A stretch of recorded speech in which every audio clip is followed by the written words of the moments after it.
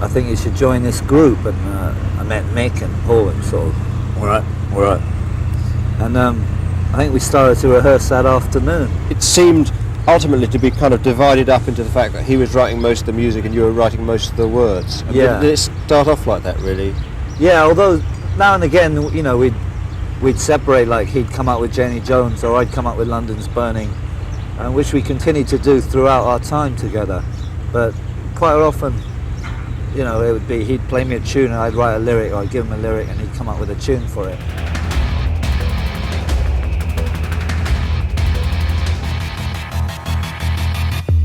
What's happening, everybody? Trey here, and today at Reactions to the Classics, we're going to be talking about the only band that ever mattered, The Clash, and we're going to be diving deep into their career, going through a timeline and of the history of the group, as well as ranking their 6 studio albums, my top 10 songs, and 10 things I learned after I listened to their entire catalog, including every B-side and a non-album single as well. This is the Clash Legends series, man. I'm excited to get into it. One of the forefront bands in the punk rock movement back in the 70s, and they have such a great catalog of music and history behind them. So enough talk, man. Let's get into the quick facts of The Clash. Made up of guitarist and vocalists Joe Strummer and Mick Jones, bassist Paul Simonon, and Topper Headon behind the kit, The Clash became one of, if not the forefront band of the punk rock movement and were made legends in the process. They're in the Rock and Roll Hall of Fame, inducted back in 2003, and have sold millions of albums in the near 50 years since their formation. So how did The Clash come together, y'all? Well, after getting their start in other bands, Joe Strummer in the 101ers and Mick Jones and the London SS, the two came together along with Paul Simonon and Terry Chimes behind the kit in 1976, and The Clash was born officially right there. They made their debut opening for another legendary punk group. You might have heard of them, the Sex Pistols. They did that in the summer and it started to gain steam in the British punk scene throughout the rest of that year.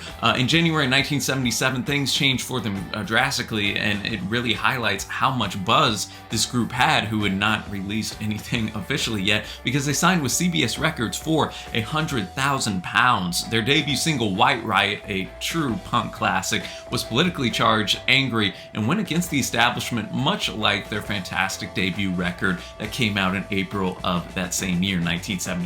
After Terry Chimes left, they picked up Topper Headon, who would become their man behind the kit for the rest of their peak period. Released the single then, Complete Control, which railed against CBS Records right there, and again kind of showed the cojones and I don't care attitude, anti-establishment that the Clash had, especially in their early part of their career. And they started to explore reggae sounds in this time, which would be a big genre that they would touch on throughout the rest of their career, going up into London Calling and Sandinista and beyond. Come 1978, their popularity continued to grow. They had notable appearances on BBC television and at the Rock Against Racism Carnival, where they played to 100,000 people. Their second album, Give 'Em Enough Rope, reached number 2 in the UK and produced the hit singles Tommy Gun as well as English Civil War. They went across the pond for the first time in February of 1979, and then went to the studio later that year to record their magnum opus, according to most critics and fans alike, Gumcock and of course of London Calling, which showed the band again branching out into different styles and sounds. And Train in Vain became their first US top 40 hit, while in the UK they had their most successful single with the title track London Calling, reaching number 11. The album performed well on both sides of the pond, and in December of 1980 they came back with a triple LP called Sandinista, which saw them play around with dub and even touch into the burgeoning rap genre as well. They followed that up with Combat Rock in 1982, which went to number 2 in the UK, 7 in the US, and is backed by 2 of their most famous songs, Should I Stay or Should I Go, and of course Rock the Casbah. We have a full album reaction to that I did a couple years back that is up on the channel if you want to explore that. The high ended though soon after, as Topper Heaton was asked to leave the group due to drug use and friction between the group heightened. Mick Jones was fired in 1983 from the band, was replaced by Nick Sheppard and Vince White. After tumultuous sessions and negative reviews for the final record, Cut the Crap, the band officially disbanded in 1986. Jones and Strummer, though, kept in touch and helped each other on other musical projects in 1986. And 5 years later, the band saw the reissue of Should I Stay or Should I Go, and that would become their first #1 UK single. They flirted with the idea of a reunion off and on into the late 2002 period before they were inducted into the Rock and Roll Hall of Fame. Unfortunately, though, the legend Joe Strummer passed away before that could happen. Though, if you read interviews and stuff around the time, they were going to play at the Rock and Roll Hall of Fame, and who knows, that might have opened up a chance for a reunion. And I know Strummer even said to Mick Jones around this time that that he had some songs written that could have been for a future Class release. Alas, we won't get that, but hey, man, the catalog that the band left is just incredible. So, after listening to all their catalog, what are 10 things I learned? So, #1, the plethora of sounds that the Clash employ is staggering, honestly. Again, you look at the timeline, they really were not a band for that long a time. So you're only looking at a period about, 6 years or so where the core of the group was together. Not a lot of time, of course, but in that, they matured and progressed so much, starting with that sheer punk rock sound of their debut, and, Give 'Em Enough Rope has that. But then London Calling really shifts that on its head, and, throughout the rest of their career with Sandinista and Combat Rock, you're looking at reggae, as I mentioned earlier. We're looking at ska, rap, rockabilly, new wave. The Clash never rested on their laurels and were ready to experiment and do things they wanted to musically. And even if it all may not work for everybody, I think the fact that they had the courage to go and take those leaps of faith really just shows the musical creativity of the group. Another thing I learned, for being one of the quintessential punk bands, it was interesting to note that only their debut, and to a lesser extent, as I mentioned, Give 'Em Enough Rope, is full-on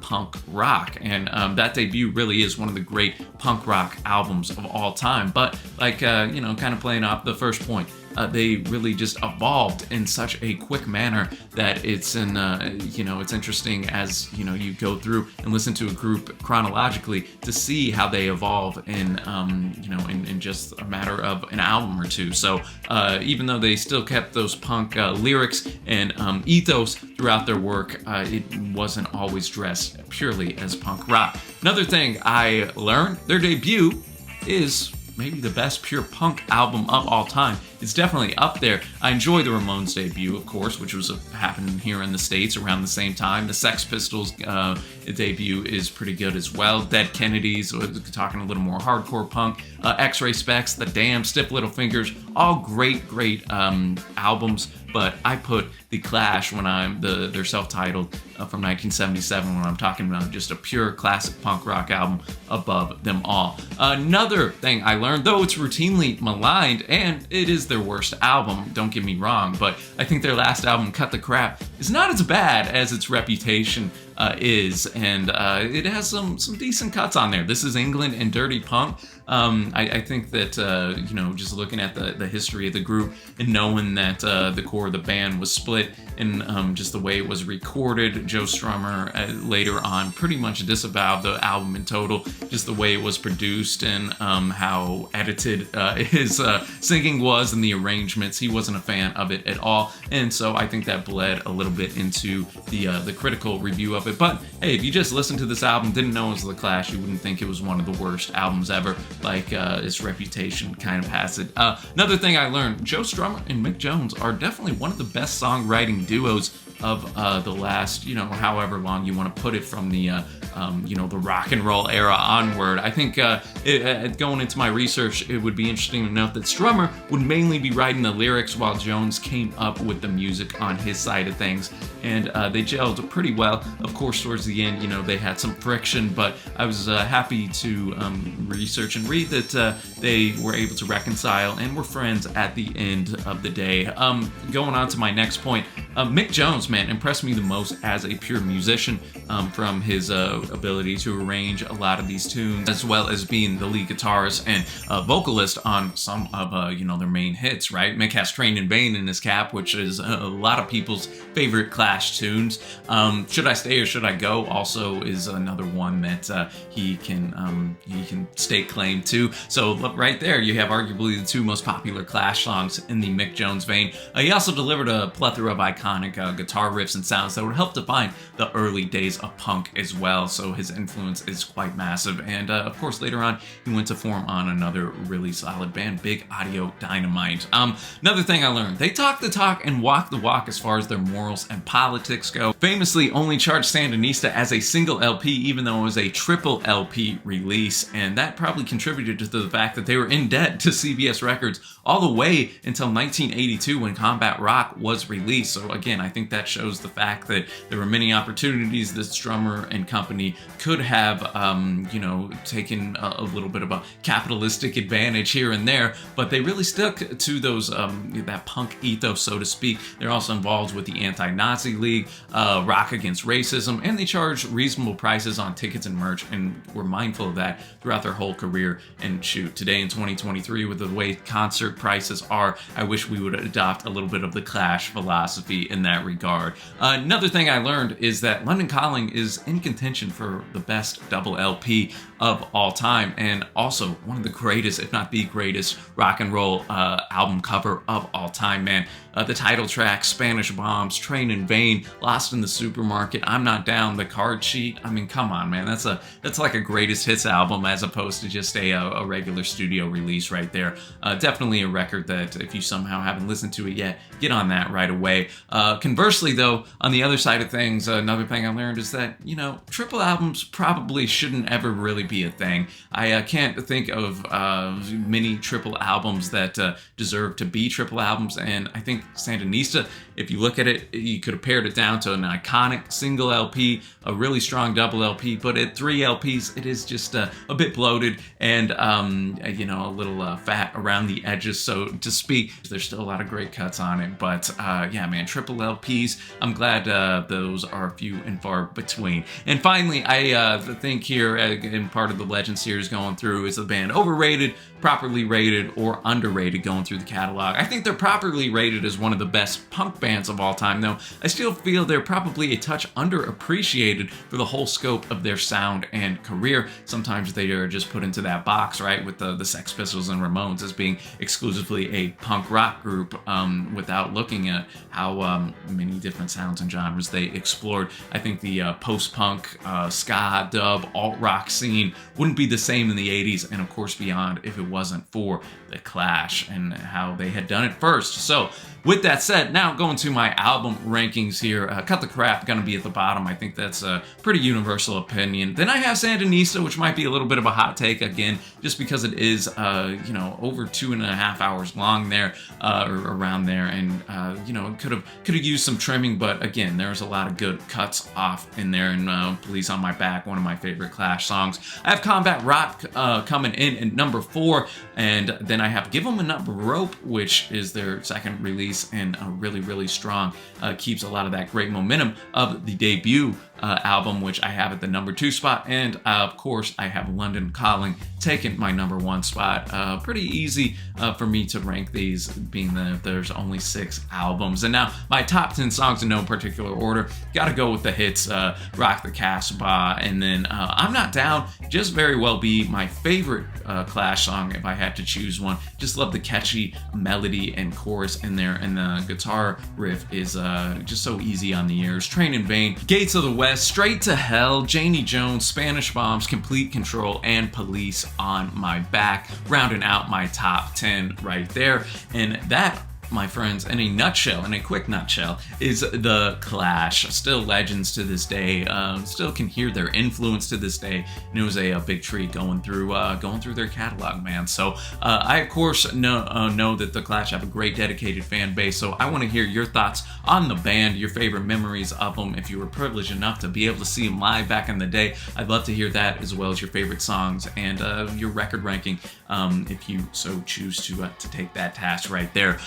This is the 4th episode in our Legend series. We've already covered James Brown, Fleetwood Mac, and The Cure, and now we got The Clash up in there, getting some punk covered, which I love, man. And so if you want to check out and have an influence on this series and what artists are covered, check out our Patreon page, which I'll link at the end screen as well as down below. And you can go over there and vote in a poll for which artist is going to be featured next, and it's going to be a heavy hitter one. It's either going to be Bob Dylan or David Bowie. So go over there, cast your vote. Whatever wins, it's going to be a very great video to make, and I'm excited to dive into those icons' discographies as well. But with that said, y'all, I guess that'll cover it from here today. So until next time, thanks so much for watching. Happy listening, and I will see you.